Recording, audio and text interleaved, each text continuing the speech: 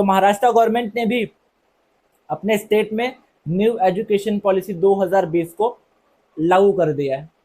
अब बच्चों के मन में ये ख्याल आता होगा कि न्यू एजुकेशन पॉलिसी क्या है, हमारे लिए फ़ायदेमंद है कि नहीं है, इससे कहीं सिलेबस तो नहीं टफ हो जाएगा, बुक्स भी चेंज हो रहे हैं, एग्जाम शेड्यूल कैसा होगा, टाइम टेबल कैसा होगा। इस छोटे से वीडियो में सब सब कवर करेंगे। लास्ट में आप कमेंट में ज़रूर बताइएगा कि न्यू एजुकेशन पॉलिसी आपके लिए अच्छा है या बुरा है, एंड में ज़रूर बताना, ठीक है। तो न्यू एजुकेशन पॉलिसी 2020 क्या कहता है? 5 years, 3 years, 3 years plus 4 years, मतलब 5+3+3+4। अब ये 5+3+3+4 का फंडा क्या है?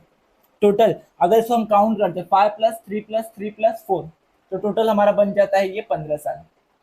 वही जो पुराना पॉलिसी था वो था 10+2 years का, मतलब हो जाता है 12 years। तो जो पुरानी पॉलिसी थी वो 12 साल एजुकेशन की पॉलिसी थी, ठीक है। लेकिन जो अभी न्यू पॉलिसी आई है, न्यू एजुकेशन पॉलिसी आई है 5+3+3+4 की, वो 15 साल की पॉलिसी है, 15 साल की पॉलिसी है, ठीक है। तो जो फर्स्ट एजुकेशन पॉलिसी आई थी, फर्स्ट एजुकेशन पॉलिसी कब आई थी? 1968 में आई थी। कब आई थी? 1968 में आई थी। और जो सेकेंड एजुकेशन पॉलिसी थी वो कब आई थी? 1986 में आई थी, ठीक है। और जो अपना जो थर्ड एजुकेशन पॉलिसी, जो अभी अपना न्यू एजुकेशन पॉलिसी आई है, वो कब आई है? 2020 में आई है, ठीक है। तो जो न्यू एजुकेशन पॉलिसी है, मेन टारगेट हमारा उसी पे है। तो हम न्यू एजुकेशन पॉलिसी क्या कहता है? 5+3+3+4, ये फंडा है क्या एक्चुअली में, ठीक है। तो 5 साल, ये हो गया 5 years, ठीक है। ये हो गया 3 years, ये हो गया 3 years, ये हो गया 4 years।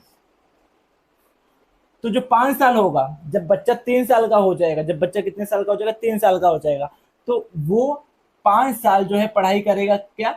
प्री स्कूल का हो जाएगा, जो कि nursery, junior KG, senior KG, पहली दूसरी, कितना हो गया? 5 साल हो गया। मतलब उसे नाम दिया है फाउंडेशन स्टेज। 5 साल का हो गया आपका फाउंडेशन स्टेज, जिसमें आएगा आपका nursery, junior KG, senior KG, पहली और दूसरी, टोटल कितना हो गया? 5 साल। उसको नाम दिया है फाउंडेशन स्टेज। और इस फाउंडेशन स्टेज में बच्चों के ऊपर एक्टिविटीज के ऊपर ज्यादा ध्यान दिया जाएगा, पढ़ाया कम जाएगा, और बच्चों को तरह तरह के एक्टिविटीज सिखाया जाएगा। लाइक अ मदर, एक माँ की तरह उस बच्चे को पालन पोषण किया जाएगा, बहुत अच्छे से ट्रीट किया जाएगा। ये स्टेज पे, फाउंडेशन स्टेज पे बच्चों को बहुत एक्स्ट्रा करिकुलर सिखाया जाएगा। कौन से स्टेज पे? फाउंडेशन स्टेज पे, ठीक है। अब जो 3 साल का आएगा, पहला 5 years कंप्लीट, जो तीसरा आएगा उसे क्या नाम दिया है? Preparatory stage.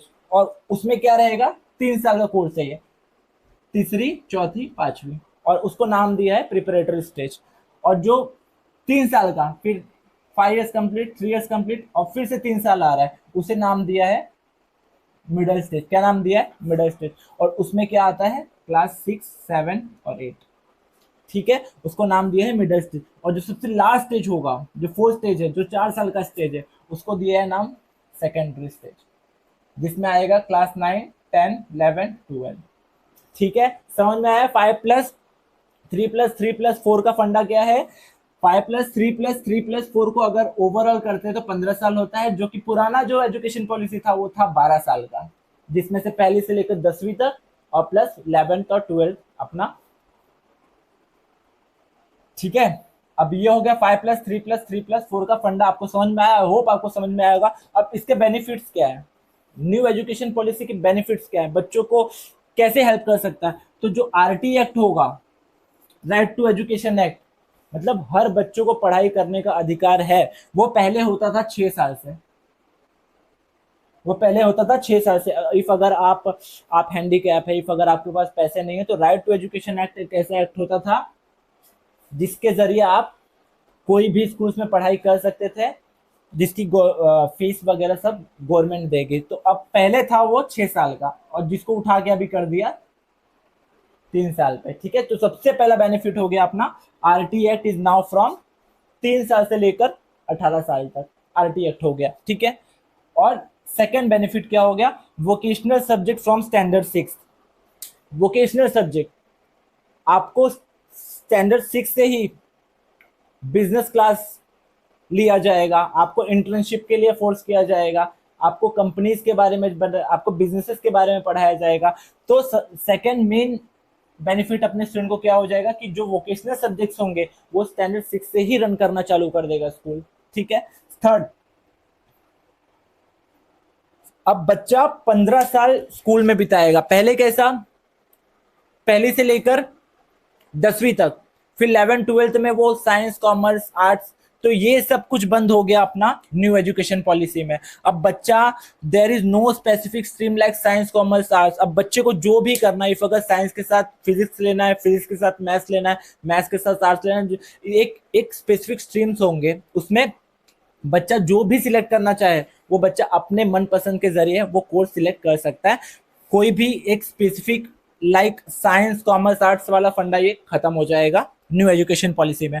और अपना लास्ट सबसे बेनिफिट क्या हो गया, कंप्यूटर कोडिंग, जो हम 11th-12th में सीखते थे, जो हम ग्रेजुएशन में सीखते थे, अब वो स्टार्ट हो जाएगा स्टैंडर्ड 6 से।